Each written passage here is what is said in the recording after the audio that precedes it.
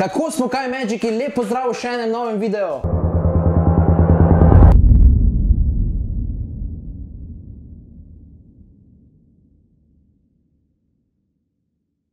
Kako smo, kaj Magiki, upam, da imate prelep dan, jaz sem danes tako dobro volje, ne vem zakaj, pa po mojem ni zaradi Red Bulla, ampak ne vem, tak fajni dan bi je danes in sem se v bistvu nekako odločil, da vam povem eno tako zgodbo. Tema tega videa je čisto simpel, verjetno ste prebrali v opisu, danes bom povedal, kako je bilo, ko sem spoznal svojega idola, David Copperfielda.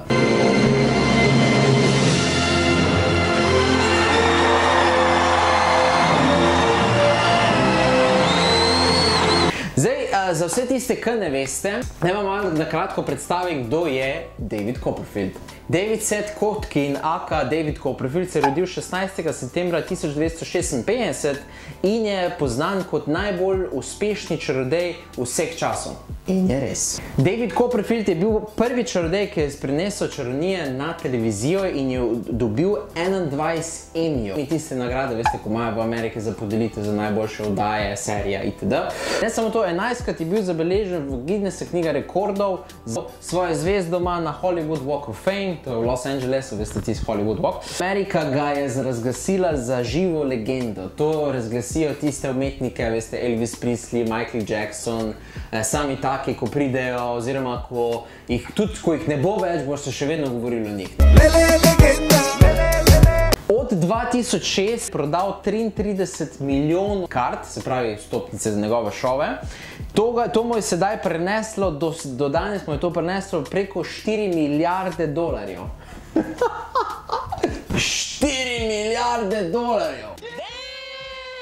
Pač hotel zbovejo, tip je jak, on je res inspiracija. Mislim, da ni čarodeja na tem svetu, ko ne bi bil on inspiracija. Jaz se spomnim prvič, ko sem njega gledal, sem ga v bistvu zasledil na internetu, šel sem, scrollal sem skozi YouTube, to so še bile tiste začetna leta moja, in sem videl en video tam gor, The Most Successful Magician, in sem začel spremljati ga in ne znam povedati, kakšna inspiracija je bil on meni zaradi tega, ker vsako stvar, ki je on naredil, je vedno imel ta pogled na koncu, oziroma znal je kontaktirati s teboj tudi preko televizijskega ekrana.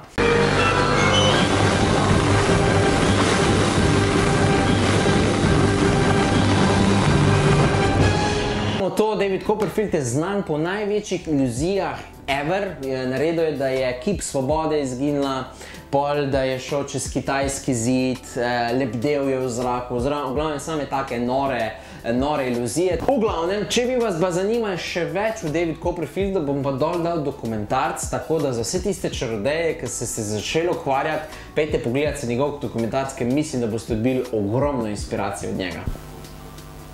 Ok.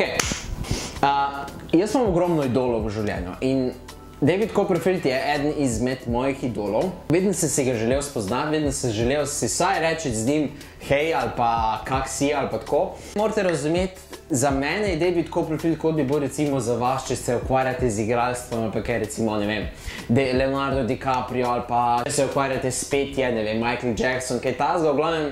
To je isto v mojem svetu, je David Copperfield ena takih osebnosti, ko njega spoznaš, je tisti res privilegij in res sem si ga želel spoznati. Gremo na zanimivo zgodbo. Lani je bil en ful velik kongres v Las Vegasu, kateremu se je rekli Magic Life. Na Magic Life pridejo čarodeji iz celega sveta, največ jih je pa seveda iz Amerike in ta kongres se dogaja v Las Vegasu. No in jaz sem si v bistvu nekako rekel, rad bi izkoristil svoje počitnice in sem se odločil, da si kupim karto in da gremo v Las Vegas in sem to tudi šel. Za tiste, ki še niste bili v Las Vegasu, oziroma če hočete iti, vam zdaj priporočam, da pejte, da ne je to bilo na vašem novem bucket listu gor. Las Vegas je res fantastičen, jaz sem neizmerno užival tiste 14 dni, ko sem bil tam. V Vegasu to se gibljajo ljudje, to je konstanten ritem, nič se ne ustavi. Zato pa rečem, da življenje se dogaja dan in po noči in je res, dejansko res, ko prijete noter te kazinoje, to ljudje gamblajo. One more. Sem se v bistvu nekako odločil, da bi rad šel, seveda, če sem v Las Vegasu, bi rad šel gledati David Copperfielda. Vada! No in sem si v bistvu blokiral tudi njegovo karto in zdaj moram povedati, da njegove vstopnice so za pol leta naprej razprodane in sem dejansko mogel kupiti njegovo vstopnico pol leta prej.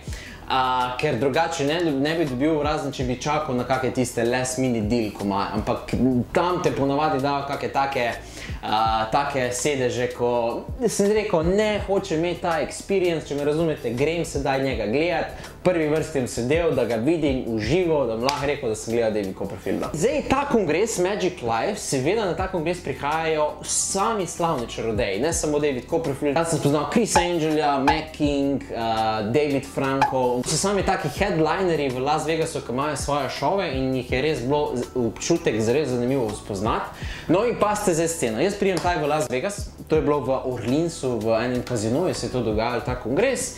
In zraven sem imel par kolegov in pridemo mi noter, prvič pa je seveda to fascinantno, taka velika hala je bila in bilo polno ogromno čarodejev, zaradi tega, ker mi čarodeji imamo tudi neke vrste take sejme, ko ti tam kupuješ trike in tako naprej, tako da smo sem se nekako tam giblo, ne. In pridem noter in takoj častna beseda na desni strani, zraven mene, jaz sem bil takole na enem štantu, zraven mene stoji David Copperfield. In zdaj, to je bilo, jaz sem bil brez besed, zaradi tega, ker nisem vedel, kako ne grem zdaj do njega in mu rečem, stari meni, ti si meni dal inspiracije tukaj v življenju, da si znaš zavedati in kako ne zdaj jaz njemu rečem za sliko. In zdaj morate razumeti, da je David Copperfield, on je ekstremno poznan in tudi ogromno ljudi je bilo okoli njega, sem pol opazil in je bilo ful težko priti do njega, narediti nek tak selfie. In to je bila v bistvu prva taka kontakt z njim, ko v bistvu gledaš človeka toliko let po televiziji, po intervjujih in tako naprej in ga vidiš tam pred teboj vstati par metrov živo, je za mene bilo... Seveda tukaj sem izkoristil priložnost, sem preletel do njega, sem rekel, David, I'm a huge fan, can we take a selfie? In smo res naredili selfie. In zraven je bil še pol Chris Kenner. Chris Kenner je tudi eden njegov znanih teh svetovalcev, ko mu pomaga pri tem šovu in tako. Na koncu reče, thank you very much, David, tomorrow I will come and watch your show. In to je bilo to. To je to, potem kar naenkrat je izginil, ni ga bilo več. Zvedel, da v bistvu ima vsak dan 2 predstave in verjetno šel nazaj v svoj hotel se pripraviti za predstavo. Redel selfie z njim, sem se tam usedel na eno klopco in je prišel en moj kolega zraven mene in rekel, Alexander, what's wrong? Tako rekel nazaj, stari moj, jaz sem glikar spoznal svojega idola in ne morem verjeti, da se mi je to zgodilo. Seveda, to še ni bilo to. Naslednji dan grem jaz gledati njegovo predstavo. Tam čakati, morate razumeti, on je naredil prav si svoj teater v MGM Grandu, se pravi, ti prideš tja, vidiš njegov ta kipec, naslovi, 21 Emmys, Guinness World of Records, Living Legend in ne vem pa vse, pač čist hud feeling. Zraven tudi njegov Magic Shop, lahko merchandise njegov kupiš, v glavnem vse je tako povezano, pač noro. In potem smo šli z mojimi kolegi, smo šli gledati njegov show in pridemo mi noter, prva vrsta, 2 uri smo bili priča nemogočemu. Delo je take stvari, kot dejansko res mi, ko smo pač navajeni gledati iluzioniste in trike in tako, smo bili res presenečeni in tudi zgodba njegova za vsakim trikom je bila res specifična oziroma tisto od detajle dodelana.